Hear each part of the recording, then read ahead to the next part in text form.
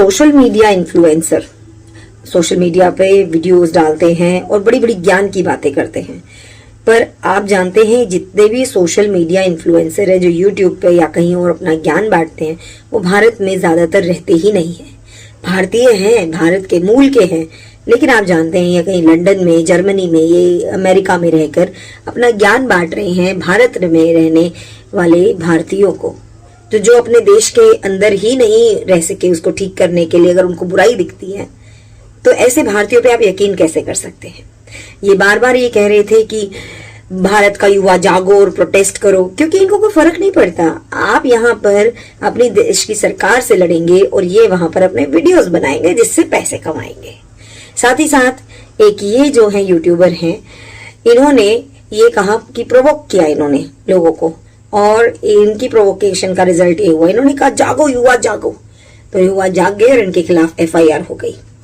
इसी तरीके से जो यूट्यूबर्स या जो इन सोशल मीडिया हैंडल्स पर या फिर कहीं पर भी गलत तरीके से प्रोवोकेशन कर रहे हैं या गलत प्रचार कर रहे हैं, ध्यान रखिए ये सिर्फ और सिर्फ आपको उकसाकर आपके मन में ये विचार डाल के कि आप देश के साथ लड़ने बैठ जाइए, ये अपने लिए कंटेंट क्रिएट कर रहे हैं और कुछ भी नहीं।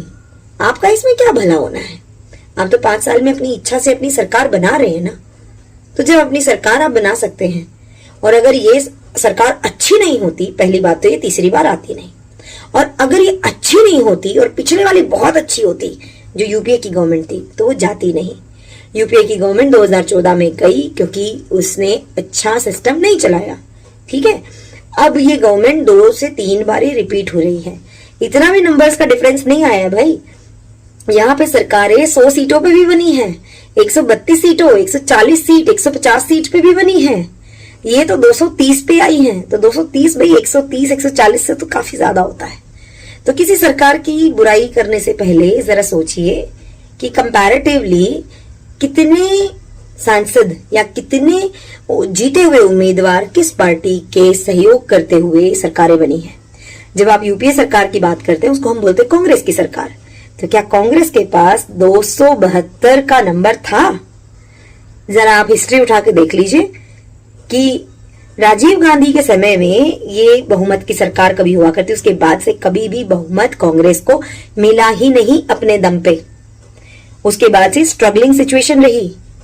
यहाँ पर 2014 में पहली बार कोई गैर कांग्रेसी सरकार बहुमत की थी और वो अभी भी चल रही है। तो कुछ अच्छा कर रही होगी तभी तो चल रही है ना।